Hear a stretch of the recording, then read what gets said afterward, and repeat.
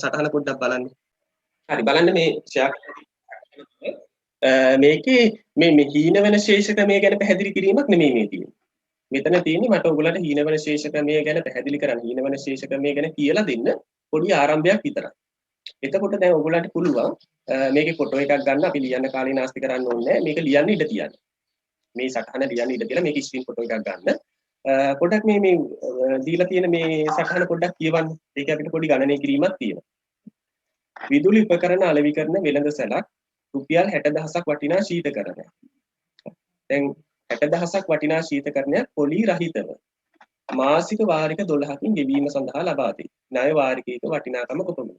එතකොට මෙතන කියනවා මේ පොලි රහිතවලු. පොලි රහිතව කියන්නේ අපි මේ ණය මුදල විතරයි ගෙවන්න ඕනේ.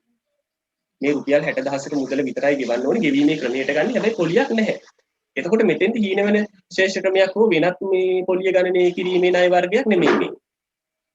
පැහැදිලිද? එතකොට මෙතනදී මට අවශ්‍ය වෙන්නේ ඔයගොල්ලන්ට මේ වාරිකයක් කියන එක පැහැදිලි කරගන්න මේ ණය වාරිකය මුදල ගණනය කරගන්නේ කොහොමද කියන එක තමයි මේ සරල උදාහරණය මම දුන්නේ. හරි.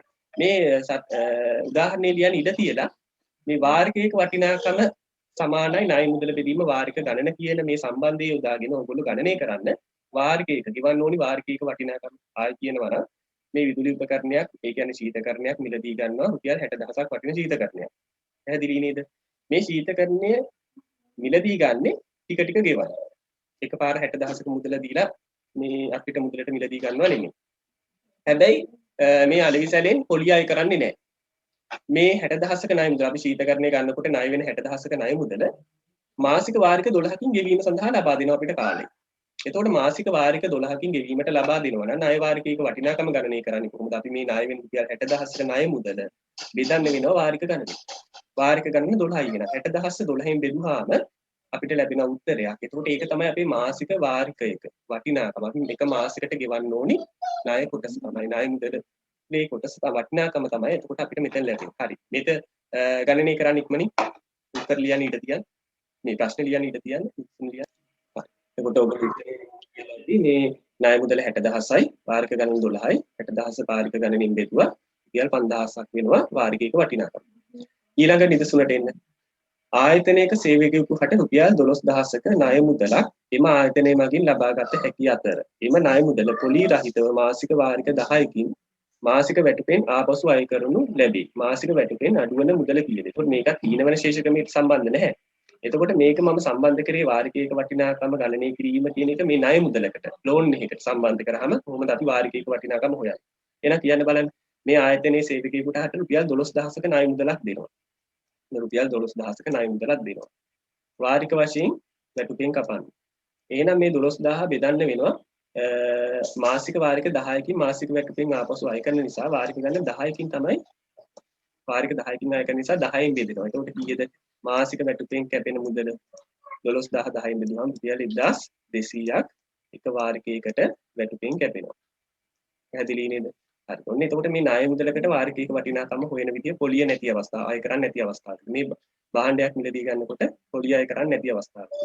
හරි ඊළඟට බලන්න මේ දෙවෙනි නිදසුනටත් මේ විදිහට උත්තරේ ලියලා මේ නිදසුන ලියන්න ඉඩ තියන්න. ඔබට පස්සේ ෆොටෝ එකක් ස්ක්‍රීන් ෆොටෝ ගන්න දැන්. පස්සේ ලියන්න ඔය ටික ඔක්කොම. හරි ඊළඟට බලන්න මේ තුන්වෙනි එක.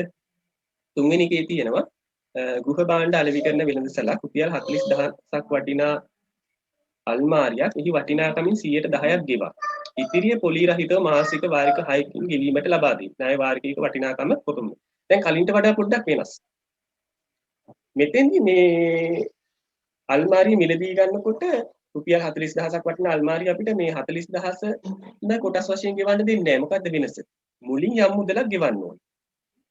හරිද? පළමුව මේ අල්මාරිය වටිනාකමින් 10%ක් ගෙවන්න ඕනේ. 10%ක් ගෙවුවට පස්සේ ඉතිරි වෙන මුදල තමයි ණය මුදලක් විදිහට කොටස් වශයෙන් ගෙවන්න දෙන්නේ. හැබැයි ඒකෙදි පොලිය ආය කරන්නේ නැහැ. එතකොට හීන වෙන ශේෂ ක්‍රමය නෙමෙයි. ඒ හීන වෙන ශේෂ ක්‍රමයක් ගැන කතා කරන්නේ නැහැ. එතකොට අපි මුලින්ම හොයමු මූලික ගෙවීම කොච්චරද? රුපියල් 40000න් 10%ක් හොයන්න. එතකොට මූලික ගෙවපු මුදල ඒකෙන් ලබා ගන්න. ගෙවීමට ඉතිරි වෙන මුදල ගන්න. මූලික ගෙවපු මුදල 40000න් අඩු කරාම ගෙවීමට ඉතිරි මුදල ලැබෙනවා ඔයගොල්ලන්ට. ඒ ඉතිරි මුදල ඊට පස්සේ වාරික 6කින් ගෙවන්න තමයි තියෙන්නේ. එහෙනම් ණය වාරිකයක වටිනාකම කීයද? ගණනය කරන්න ඉක්මනින්. මම එකට මේ ගෙවීමට ඉතුරු මුදල අපිට ක්‍රම දෙකකට ලබා ගන්න පුළුවන්. ඕගොල්ලන්ට සරල ක්‍රමයක් තියෙනවා.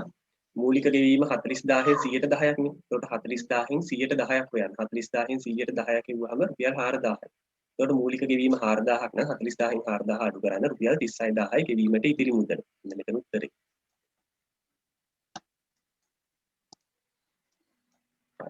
එතකොට මම මෙතන එච්චර ගොඩක් ලියන්න මට මේ මවුස් එකෙන් අමාරු හින්දා මම මේ වගේ කෙටි ක්‍රමයක් පාවිච්චි කරා. ඕගොල්ලන්ට මේ විදිහ ලියන එකත් පහසුයි. වෙලාවත් ඉතුරුයි මේ මහන්සියත් ඉතුරුයි. 40000න් 110ක් නම් මූලික ගෙවීම ගෙවීමට ඉතිරි මුදල කියන්නේ 40000න් 190. 110ක් මූලික ගෙවීම නිසා 190 අපිට ගෙවීමට ඉතුරු මුදල වෙනවා. එහෙනම් 40000 ගුණ කරනවා 100න් 90. 40000 100න් 90 ගුණ කරාත් අපිට එකපාර මේ 36000 කියන උත්තරේ ලැබෙනවා. දැන් ගෙවීමට ඉතුරු මුදල රුපියල් 36000ක් නිසා වාරිකයක වටිනාකම හොයන්න 36000 බෙදනවා 6. 36000 6න් බෙදුවම රුපියල් 6000යි.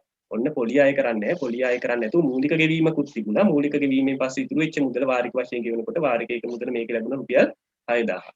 පැහැදිලි නේද? හරි. ඊළඟට බලන්න දැන් මම හීනවල ශේෂ ක්‍රමය ගැන ඊළඟට හඳුන්වනවා.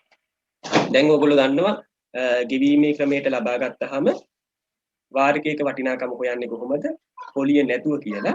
හැබැයි එතකොට මේ වාරිකයක වටිනාකම හොයනකොට මූලික ගෙවීමක් නොමැති අවස්ථාවල නම් අපිට මේ ණය මුදල කෙවිලින්ම වාරික ගණනෙන් බෙදුවා. මූලික ගණනක් තියෙන මූලික ගෙවීමක් තියෙන අවස්ථාවක මූලික ගෙවීම අඩු කරලා ඉතිරි වෙන මුදල ණය මුදල විදිහට ඒ වාරික ගණනෙන් බෙදුවාම වාරිකයක වටිනාකම හොයාගන්නත් දැන් ඔයගොල්ලෝ දන්නවා. හරිද? ඊළඟට මේ හීන වෙන ශේෂ ක්‍රමය කියනකොට මෙතෙන්දී අපිට සම්බන්ධ වෙන්නේ මොනවද අන්තිම? ඉගෙන ගන්න තියෙන්නේ මොනවද කියලා බලමු. මේකේ මේ සටහන ඔයගොල්ලන් නෝට් එකට වැටෙන්න ඕනේ. ඒක නිසා මේකේ ෆොටෝ එකක් අරගෙන ඊට පස්සේ ලියන්න. මම මේ ස්ක්‍රීන්ෂොට් ටිකක් ඔයගොල්ලන්ට ගෲප් එකටත් දෙන්නම්. හැඳින්වීම. භාණ්ඩයේ වටිනාකමින් කොටසක් ගෙවා. දැන් ඔයගොල්ලන්ට Excuse me sir. ඔකේ. ඕකේ ඔය PDF එක එවන්න බැරිද? හරි මම PDF එක දාන්නම්. හරි එතකන් මේ ඔයගොල්ලන්ට ෆොටෝ ටිකක් ගහගන්න පුළුවන් අය ගන්න ස්ක්‍රීන්ෂොට් ටිකක් මම PDF එක දානවා මේ ගෲප් එකට. සටහන දානවා. මේ දැන් බලනකොට හීන වෙන ශේෂ ක්‍රමයේ හැඳින්වීම. අපි මේ ඉගෙන ගත්ත සරල කරුණුත් එක්ක මේ පොඩ්ඩක් මේක ගලපමු අපි. භාණ්ඩයේ වටිනාකමින් කොටසක් ගෙවා. භාණ්ඩයක සම්පූර්ණ වටිනාකමින් අපි මිලදී ගන්නකොට සම්පූර්ණ වටිනාකමින් කොටසක් ගෙවනවා කියන එක අපිට දැන් පැහැදිලි. කොටසක් ගෙවා. ඉතිරිය ණයක් ලෙස කිසියම් පොලියක් සමග හරි අර ඉතුරු වෙන ඉතුරු වෙන අපි ගෙවන්න වාරික වශයෙන් ගෙවන්න ඉතුරු වෙන ණය මුදලට පොලියක් එකතු කරනවා. පැහැදිලිද? මේ පොලිය එකතු කිරීමේදී මේ පොලිය ගණනය කරන ක්‍රම කීපයක් තියෙනවා. ඒ පොලිය ගණනය කරන එක විශේෂ ක්‍රමයක් තමයි අපි මේ හීන වෙන ශේෂ ක්‍රමය කියලා හඳුන්වන්නේ. පැහැදිලි විවිධ ක්‍රම තියෙනවා පොලිය ගණනය කරන. එතකොට අපි ඉගෙන ගන්න හීන වෙන ශේෂ ක්‍රමය කියන්නේ පොලිය ගණනය කරන එක්තරා විශේෂ ක්‍රමයක්. පැහැදිලිද? කිසියම් පොලියක් සමග වාරික වශයෙන් ගෙවා නිම කිරීමට භාණ්ඩය ලබා ගැනීමේ ක්‍රමය හීන වෙන ශේෂ ක්‍රමය ලෙස හැඳින්වේ. මෙම ඉතිරි වන ණය මුදල වාරික ක්‍රමයට ගෙවන බැවින් පොලිය ගණනය කරනු ලබන්නේ හීන වෙන ශේෂ ක්‍රමයේ මත. හරි. වාරික ක්‍රමයට ඉතුරු වෙන ණය මුදල ගෙවන්නේ පොලිය ගණනය කරන්නේ හීන වෙන ශේෂ ක්‍රමයේ මත. පැහැදිලිද? එහෙනම් මේ වාරික ක්‍රමයට ගෙවනකොට ඒ වාරික ක්‍රමය අනුව තමයි මේ පොලිය ගණනය කරනවා කියන එකේ පොඩි අදහසක් මෙතන තියෙනවා. බලමු මේක. හීන වෙන ශේෂ ක්‍රමය අනුව ණය මුදලේ ගෙවන ලද කොටස අඩු කර ඉතිරි මුදලට පමණක් පොලිය ගණනය කිරීමේ ක්‍රමය. හරිද? මෙහෙම කිව්වත් අපිට තේරෙන්නේ නැහැ මේකට උදාහරණයක් කතා කරන්න ඕනි සවිස්තරව. පැහැදිලිද? දැන් මේ උදාහරණය කතා කරනවා. මේ දැන් මෙතන ඔයගොල්ලෝ හිතන්න එපා මේ භාණ්ඩයක් මිලදී ගැනීමේදී පමණයි කියලා. භාණ්ඩයක් වාහනයක් මිලදී ගැනීමේදී පමණයි කියලා. මේ ක්‍රමයට අපිට පුළුවන් මේ ලෝන් එකක් පොලිය ගණනය කරන අවස්ථාවක් තියෙනවා ණය මුදල. පැහැදිලි නේද? එතකොට ලෝන් එකක් ගන්නකොට ණය මුදලක් මූල්‍ය ආයතනයකින් ණය මුදලක් ගන්නකොට ඔයගොල්ලන්ට හිතෙන්න පුළුවන් මේකේ මූලික ගෙවීම මොකක්ද කියලා. එතකොට ණය මුදලක් ගන්නකොට මූලික ගෙවීමක් කියලා එකක් නැහැ. මේ භාණ්ඩයේ වටිනාකමින් යම් කොටසක් මූලික ගෙවීම වශයෙන් ගෙවනවා කියලා. එතකොට එහෙම නැහැ. එතකොට ගන්න ණය මුදල අපි හිතමු රුපියල් ලක්ෂ 5යි නම් ඒ රුපියල් ලක්ෂ 5ට මූලික ගෙවීමක් කියලා එකක් නැහැ. රුපියල් ලක්ෂ 5ට මේ ණය මුදල විදිහට සලකලා පොලිය ගණනය කිරීමත් මේ භාණ්ඩයක් මිලදී ගන්නකොට භාණ්ඩයේ කොටසක් ගෙවලා ඉතිරි මුදල ණයක් ලෙස සලකලා පොලිය ගණනය කිරීමත් දෙකම එක හා සමානයි. හරිද? ඊළඟට බලන්න මේ උදාහරණේ. දැන් ඕගොල්ලන්ට මේ අපිට මේ සටහන් කරන්න ඕනි දේවල් තියෙනවා. ඕගොල්ලන්ට මේ හිතා ගන්න පුළුවන් ඉඩ තියන්න ඕනි ප්‍රමාණය. ඉඩ තියන්න ඕනි ප්‍රමාණය ඉඩ තියන්නේ නැත්නම් පොඩි කටු සටහනකට දැන් ගන්න. නැත්නම් මේකට ලස්සනට ලියන්න මේ ටික මම දුන්නා. හරි දැන් සටහන් කරන්න ඕනි. මොකද මේ අවශ්‍ය දේවල් නැතුව ඔක තේරුම් ගන්න බෑ. තමන් මේ ගණනය කිරීම මාත් එක්ක කරන්නේ නැතුව නිසා මේ පස්සේ ඔක්කොම ලියනවා කියලා හිතාගෙන ඉන්න එපා. හොඳේ. මුන්නොත් වැඩි ඉවරයි. දැන් මේ බලන්න උදාහරණයක් අපිට මුදලට රුපියල් 45000ක් වෙන. අපිට මුදලට රුපියල් 45000ක් වෙන. අපිට මුදල කියන්නේ මොකක්ද? අපිට මුදල කියලා කියන්නේ අපි සම්පූර්ණ මුදල ඉවලෙම අපි දීලා භාණ්ඩ මිලදී ගන්නවා නම් ඒක තමයි අපිට මුදල. ණයට ගන්න නැතුව සම්පූර්ණ මුදල ගෙවලා ගන්නවා නම් අපිට මුදල. අපිට මුදලට රුපියල් 45000ක් වෙන රෙදි ශෝධන යන්ත්‍රයක්. මුලින් රුපියල් 15000ක් ගෙවා. අද ඔයගොල්ලන්ට පේන මූලික ගෙවීම කීයද? මූලික ගෙවීම 15000යි. මුලින් රුපියල් 15000ක් ගෙවා. ඉතිරිය 112ක වාර්ෂික පොලි අනුපාතිකයක් යටතේ. ඔන්න මේ වටිනාකම 45000යි මූලික ගෙවීම 15000යි. එහෙම කියනකොටම ඔයගොල්ලන්ට හිතට එන්න ඕනි එහෙනම් 45000න් මූලික රුපියල් 15000ක් ගෙවුවහම රුපියල් 30000ක් ණය මුදල වෙනවා. මේ රුපියල් 30000ක ණය මුදලට 112ක පොලි අනුපාතිකයක් යටතේ පොලියක් ගණනය කරනවා. අන්නේ පොලිය ගණනය කිරීම තමයි අපි දැන් ඉගෙන ගන්න යන්නේ. 112ක පොලියක් ගණනය කරනවා. හරිද? 112ක් කියන එකේ අදහස දන්නවනේ රුපියල් 100කට නම් වාර්ෂික පොලිය රුපියල් 12යි. 100කට නම් රුපියල් 12යි. පොලි අනුපාතිකයක් යටතේ සමාන මාසික වාරික 6කින්. දැන් මේ ගැන අවබෝධය තියෙනවා. මාසික වාරික කියන එක ගැන අවබෝධය තියෙනවා. අපි වාරික 6කින් මාස 6කින් ගෙවන්න ඕනේ. මාස 6කින් ගෙවීමට ලබාගත හැක. පොලිය අය කරනු ලබන්නේ හීනවල ශේෂ ක්‍රමයට නම් ගෙවිය යුතු මාසික වාරිකයේ වටිනාකම ගණනය කරා. එතකොට දැන් ඕගොල්ලන්ට මේ ගාන හදද්දී අර ගෙවීමට ඉතිරි වෙන මුදල රුපියල් 30000 6න් බෙදුවා නම් 30000 6න් බෙදුවාම 5000යි මාසික වාරිකයේ වටිනාකම රුපියල් 5000යි කියලා උත්තරේ ලියන්න බෑ. එහෙම උත්තරේ වෙන්නේ පොලිය නැත්තම්. මේක කියනවා පොලියක් අය කරනවා. පොලිය අය කරන්නේ කොහොමද? හීන වෙන ශේෂ ක්‍රමයට. ඔන්න ඕක තමයි අපි ඉගෙන ගන්න. ඒක ඉගෙන ගත්තාම මේ මේ වාරිකයකට ගෙවන්න ඕනි මුදල රුපියල් මේ 30000න් බෙදලා 5000ක් නෙමෙයි ඊට වඩා වැඩි වෙන අගයක් කියන එක ඔයගොල්ලන්ට ඉගෙන ගන්න පුළුවන්. අපි මේක ගානේ කොටස් වශයෙන් අධ්‍යයනය කරමු. මේ කොහොමද මේ ගණනය කිරීම කරන්නේ. මුලින්ම දැන් සටහන් කරන්න මේ ටික සටහන් කරගෙන යන්න ඕනේ ගෙවීමට ඉතිරි මුදල. හරි. ලියන්න. ගෙවීමට ඉතිරි මුදල සමානයි. ඔයගොල්ලන්ට පුළුවන් ලියන්න 45000න් 15000ක් අඩු කරන එක ලියලා පෙන්නන්න. ඊට පස්සේ කීයද ගෙවීමට ඉතිරි මුදල මට දැන් මේක ලියන්න අමාරුයි මවුස් එකෙන්. ඉතින් මම ඉතිරි මුදල විතරක් ලියනවා රුපියල් 30000යි කියලා.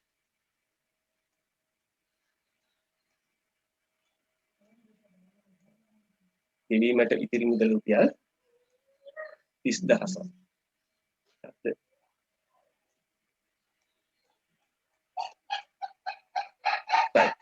පළවෙනි පේලිය ලියලා ඉවරයි නේද? මේ ගානේ මේ පියවර ටික ඔයගොල්ලෝ මතකයට අවබෝධයට ගන්න ඕනේ. පැහැදිලි නේද? මේ පියවරයන් ටික මම මේක අන්තිමට සාරාංශ කරලා කතා කරනවා. නමුත් මේ අපි මේ ඉගෙන ගන්න පළවෙනි මොහොතේම මේ පියවර ටික හිතට ගන්න ඕනේ. හරි. අවසානයේ අපි සාරාංශ කරමු. දැන් ඉඳලා මේක මතක තියාගන්න. ඉතින් අපි මුලින්ම කරේ ගෙවීමට ඉතිරි මුදල හොයාගන්න එක. 30000යි. ඊළඟ පියවර බලන්න වාරික ගණන අපි සටහන් කරගමු. වාරික කීයකින්ද ගෙවන්න ඕනේ? සමාන මාසික වාරික 6කින් ගෙවීමට ලබාගත හැක. අන්න එන ලියන වාරික ගණන කීයද? 6යි. මේ ආකෘතියටම ඔයගොල්ලෝ ගාන හදාගෙන යන්න මේ අවබෝධය ගන්න ඕනේ. ඒකට පහසු වරදින්නේ නැහැ. හරි. වාරික ගණන වාරික 6කින්. ඔන්න වාරික 6යි. එකක් දීපන්. මේ ටිකේ කාට හරි ගැටලුවක් තියෙනවා නම් කියන්න. ගෙවීමට ඉතුරු මුදල ඔයගොල්ලන්ට හොයාගන්න බැරි කෙනෙක් ඉන්නවද? වාරික ගණන් තේරුම් ගන්න බැරි කෙනෙක් ඉන්නවද? නෑනේ. මෙච්චර වෙලා පැහැදිලි කරේ මේ සරල දේ. හරිද? එහෙනම් දැන් මේ ටික හරි. මාසිකව ගෙවිය යුතු ණය කොටස. මේ බලන්න මේකේ අදහස මම තව පැහැදිලි කරලා තියෙනවා. ඒ කියන්නේ පොලිය රහිතව, පොලිය නැතුව ගෙවන්න ලැබෙන්නේ නැහැ අපිට. නමුත් අපි හිතමු උපකල්පනය කරමු පොලිය නැතුව ගෙවුවොත් ණය වාරිකයක වටිනාකම කීයක් වෙනවද?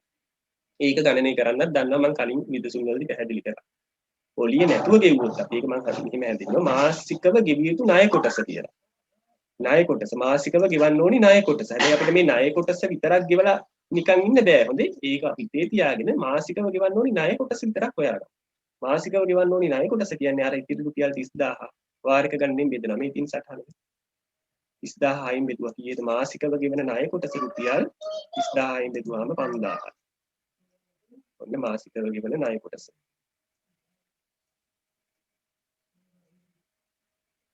ඊළඟට තියෙනවා මාස ඒකකයකට පොලිය. මොකද්ද මේ මාස ඒකකයකට පොලිය කියලා අදහස් කරන්නේ? මාස ඒකකයකට පොලිය.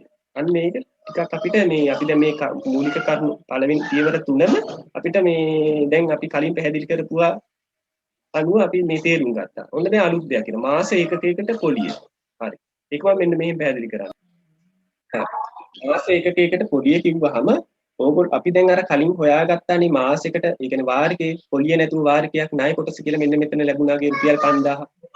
පොලිය නැතුව අපි වාරිකයකට ගෙවන්න ඕනේ ණය කොටස කීයද කියන අගයක් හොයාගත්තානේ තුන්වෙනි පියවරේදී. එන්න ඒ මුදල ගන්න. කීයද මෙතන රුපියල් 5000යි.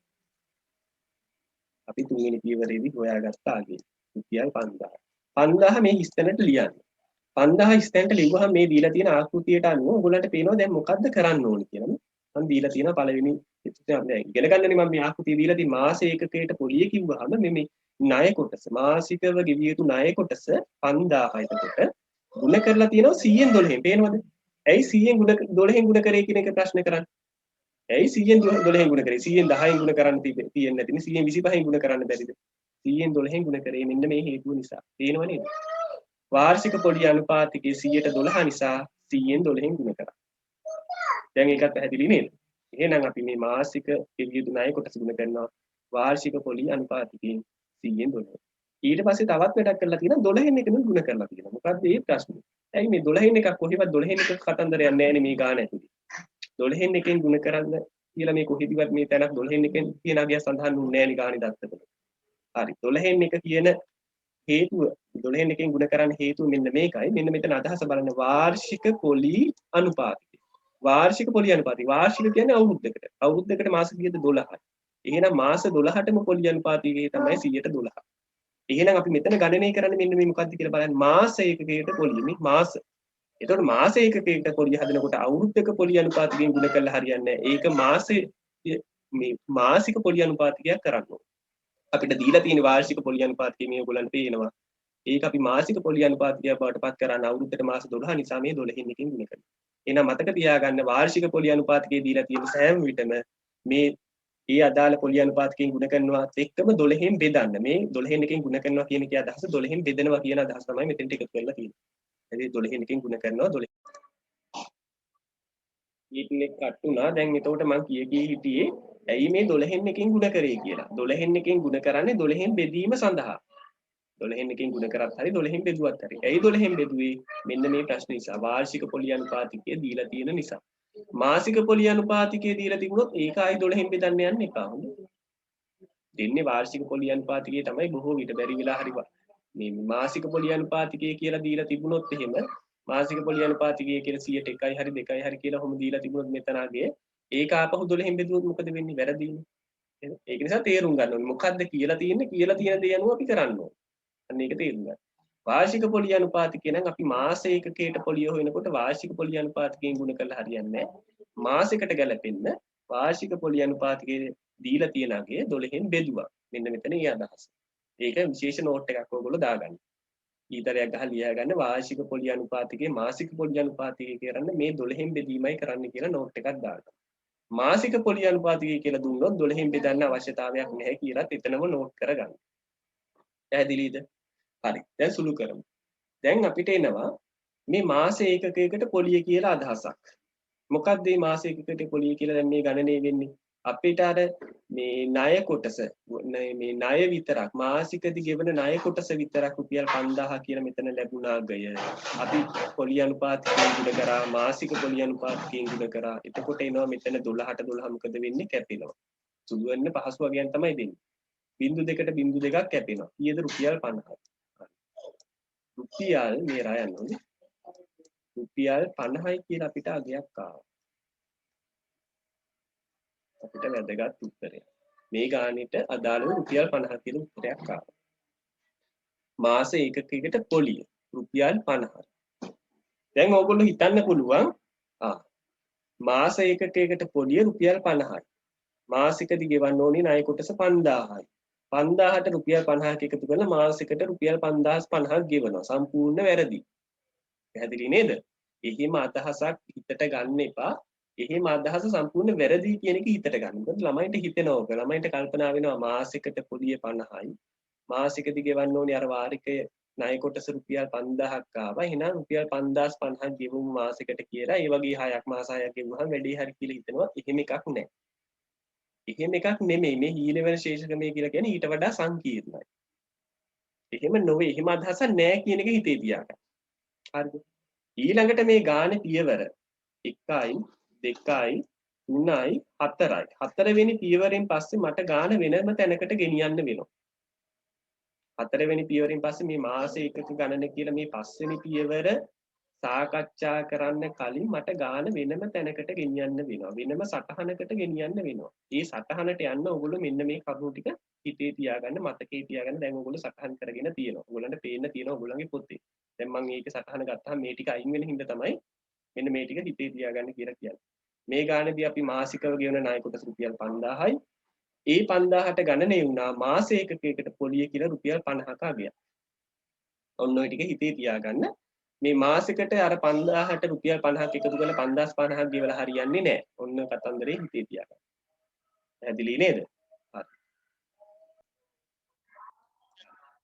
මෙන්න තියෙනවා හීනවන ශේෂ ක්‍රමයට අදාළව පොලිය ගණනය කිරීමට අදාළ සටහන. ඒ කියන්නේ පොලිය ගණනය කිරීමේ මූල ධර්මයේ මෙතන තියෙනවා. මම මේ සටහන ගත්තේ ඔයගොල්ලෝ විභාගෙට මෙහිම සටහනක් ගහන්නේ නැහැ.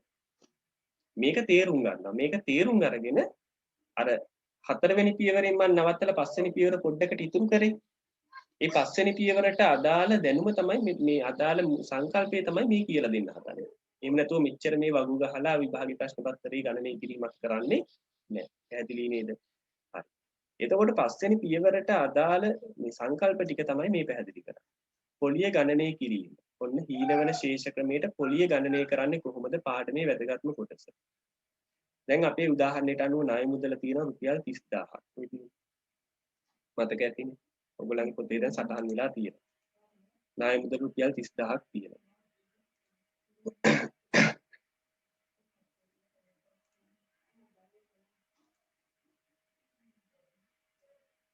හරිද?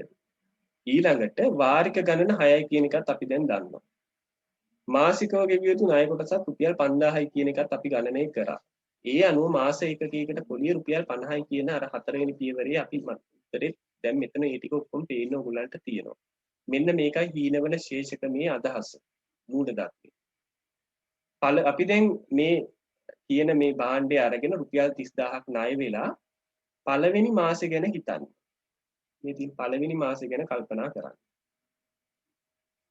අපි මාසෙකට රුපියල් 5000ක ණය මුදලක් ගෙවනවනේ මේ තියෙන 5000ක ණය මුදලක් ගෙවනවනේ මම මේ රවුන්ඩ් කරේ.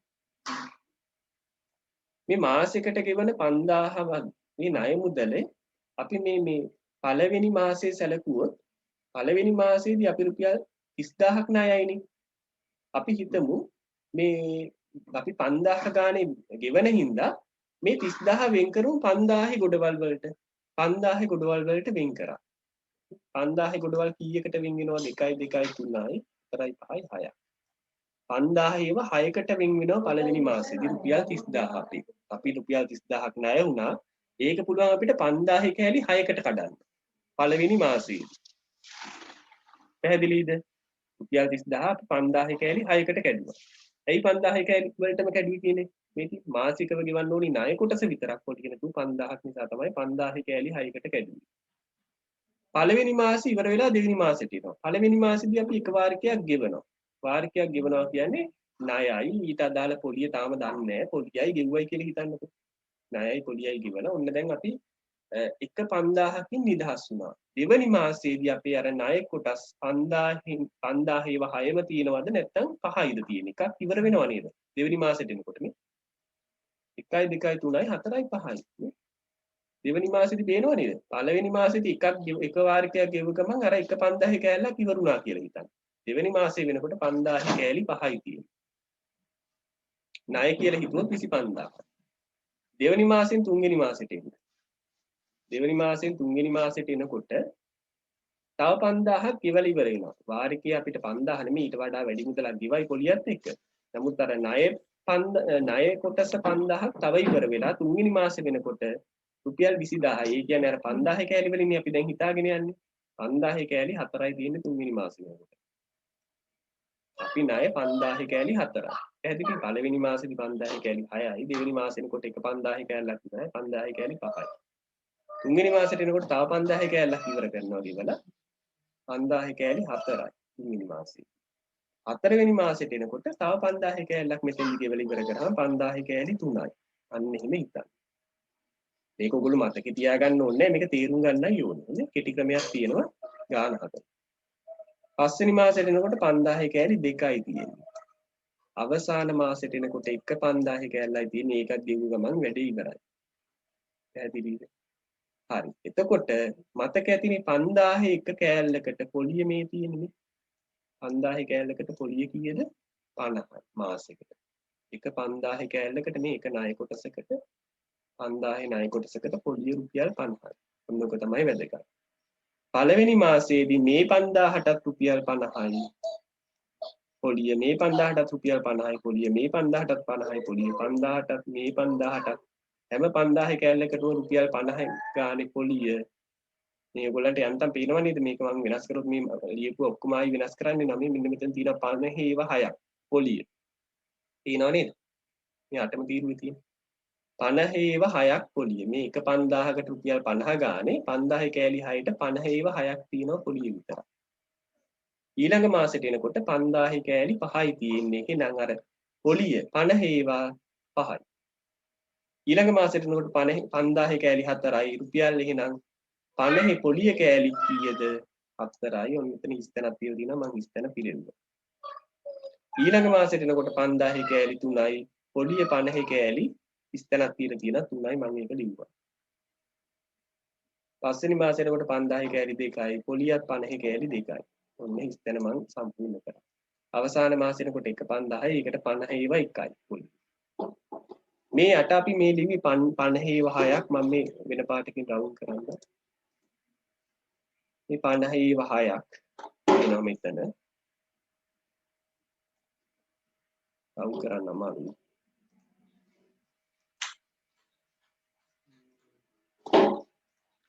මෙතන තියෙනවා 50 ඒවා 6ක්. ආයි මෙතන තියෙනවා 50 ඒවා 5ක්. මෙතන තියෙනවා 50 ඒවා 4ක්. පොලිය හොඳේ පොලිය විතර 50 ඒවා 3ක් තියෙනවා. 50 ඒවා 2ක් තියෙනවා. මේ ගානට අදාළ 50 හොඳේ. මෙතන තියෙනවා 50 ඒවා 1ක්. ඔය ඔක්කොම ටික ගණනය කරලා එකතු කරා. 50 ඒවා 6ක් කීයද 300යි. 50 ඒවා 5ක් 250යි. 300ට 250ක් එකතු කරගන්න. ඊට පස්සේ මෙතන තියෙන 50 4ක් 200යි. ඒකට තව 200ක් එකතු කරන්න. 50 3 150යි. තව 150ක් එකතු කරන්න. මෙතනින් 100ක් එකතු කරලා මෙතනින් 50ක් එකතු කරන්න. හරි. දැන් මට මේ ටික මකන්න වෙනවා. පැහැදිලි නේද? ඊළඟට බලන්න වෙලා තියෙන දේ ওই ටික ඔක්කොම එකතුව මම මෙතන මේ සටහනින් පෙන්නනවා නේ. එනව නේද? මුළු පොලිය.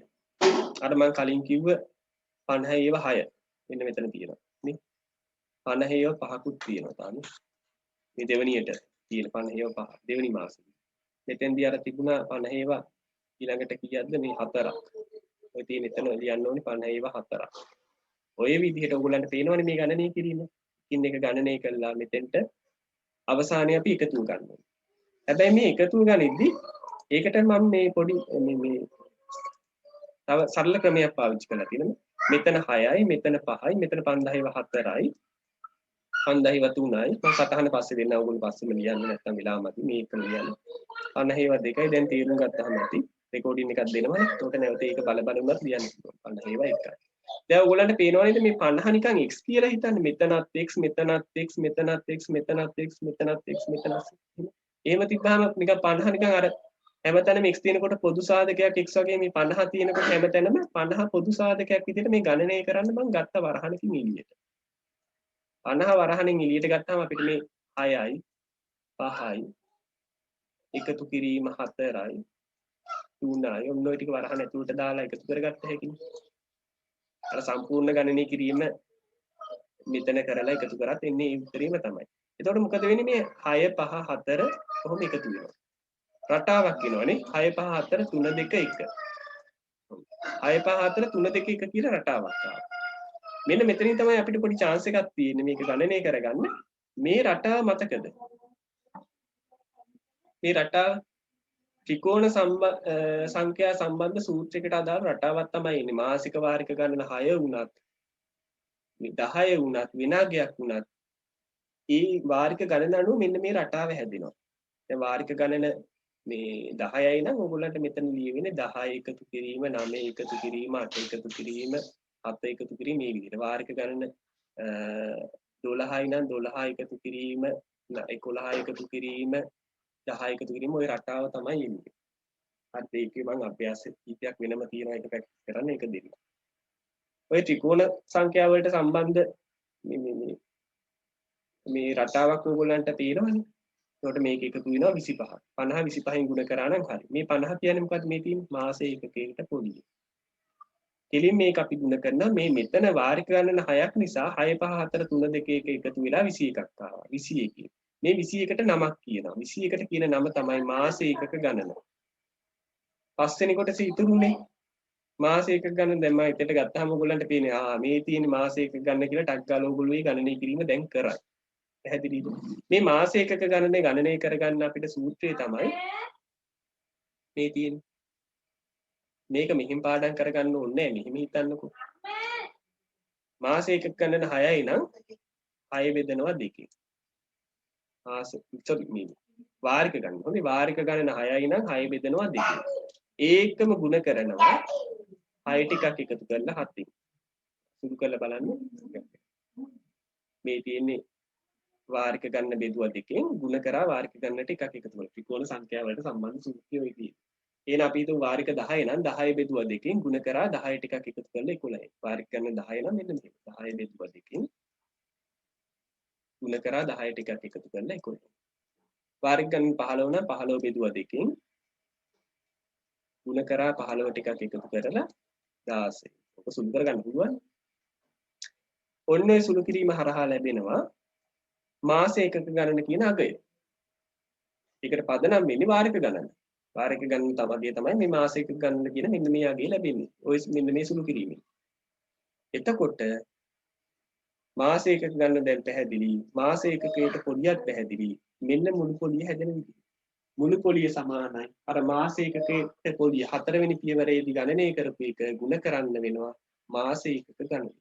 එහෙනම් අපි බලමු මාස එකක ගණන අපේ අර පියවරල කොතෙන්ද සම්බන්ධ වෙලා තියෙන්නේ කියලා. පැහැදිලිද? මේ ටික ඔයගොල්ලන්ට මේ හිස්තෙන් සම්පූර්ණ කරන්න පුළුවන් වෙයි. මම මේ නෝට් එක ඔයගොල්ලන්ට ගෲප් එකට දැම්මා. දැන් ලියන්න කලබල වෙන්න එපා. හරි අපි ගමු ආපහු අපේ අර මුල් සටහන. මාස එකක ගණන කියන එක ඔන්න දැන් අවබෝධයේ හිතේ තියාගන්න. මොකද්ද මාස එකක ගණන කියන්නේ? ඒක තීරණය වෙන්නේ වාරික ගණනත් එක්ක. වාරික ගණන බෙදුවා 2කින් ගුණ කරා වාරික ගණනට එකක් එකතු කරලා ත්‍රිකෝණ සංඛ්‍යා වලට සම්බන්ධ සූත්‍රයට අනුව හිතන්නකෝ. එතකොට හරි. ඒක හොඳට දන්න දෙයක්නේ. අපි යමු අපේ අර මුල් කොටස. මෙන්න තියෙනවා. මාස එකක ගණන ඔය තියෙන්නේ. අම්මෝ ඕක ඉගෙන ගන්න ගිය වෙලාවක් නේ. මේ තියෙන්නේ. ඔන්න තියෙනවා මාස එකක ගණන අර කියලා දුන්න එක මෙච්චර වෙලා. ඕගොල්ලන්ට මම 4 වෙනි පියවරෙන් පස්සේ නවත්තන්න නැතුව අර පැහැදිලි කිරීම කරන්න නැතුව මාස එකක ගන්න මෙන්න මෙහෙමයි හදන්නේ n බෙදීම 2යි n බෙදීම 2යි n ධන 1යි ඔන්න ඔකට ආදේශ කරන්න n වලට ආදේශ කරන්න වාරික ගන්න මේකේ 6 නිසා 6 බෙදුවා 2කින් ගුණ කරා 6ට එකක් එකතු කරලා ඊට මදින්ද 6 ටිකක් එකතු කරලා මම මෙතන 7ම ලියන්නම්. ඔහොම කිව්වනම් ළමයින්ට තේරෙන්නේ නැහැ. මොකද්ද මූලධර්ම කියන එක දැන් පැහැදිලිනේ. මොකද්ද මේ මූලධර්ම මේ කතන්දරේ මොකද්ද කියන එක දැන් ඔයගොල්ලන්ට පැහැදිලි නේද? ඔතන තියෙන කතන්දරේ. හරි. දැන් එන මේ කතන්දරේ ඔයගොල්ලන්ට සටහන් කරන්නත් මම මේ ටික පිළිවෙලට දෙන්නම්. ඒ ටික එතකොට හිස්තැන් තියලා තියෙන්නේ ඕන කෙනෙක්ට හිස්තැන් ටික සම්පූර්ණ කරන්න පුළුවන්. ඔන්න ආයෙ වීඩියෝ එක බල වුණා සම්පූර්ණ කරගන්න පුළුවන්. හරි. රෙකෝඩින් එක බලන වුණා සම්පූර්ණ කරගන්න පුළුවන්. හරි ටක් ගාලා මෙතෙන්ට උත්තරේ ලියන්න. දැන් මාස එකක ගන්න සමානයි n බෙදීම 2යි n ධන 1ට අනුව 6 බෙදීම 2 ගුණ කිරීම 6 ධන 1 7. මෙතෙන් උත්තරේ 21ක්. ඊට පස්සේ මේ 21 කියන්නේ මොකද්ද කියන එකත් ඕගොල්ලන්ට පැහැදිලි. මොකද්ද 21 කියන්නේ? අර පොලිය ගෙවන්න ඕනි මුළු අර කොටස් ගණන කියලා අපි නිකන් හිතමු සරලව පොලිය ගෙවන්න ඕනි අර එක එක කොටස් ගණන. එක එක මාසෙන් මාසෙ අර අඩු වෙවි එන අන්තිම එක වෙනකන් එන කොටස් ගණන. එහෙනම් මොකද්ද ගෙවිය යුතු මුළු පොලිය කියන්නේ? අපි මෙන්න මෙතන හෙව්වනේ අගයක් අපිට ආන්නේ 50යි කියලා. 50යි කියලා අගයක් ආවනේ. මාස එකකයට පොලිය එන්නේ අගය ගෙවිය යුතු මුළු පොලිය ඒ 50 මෙතෙන්ට ලියාගන්න.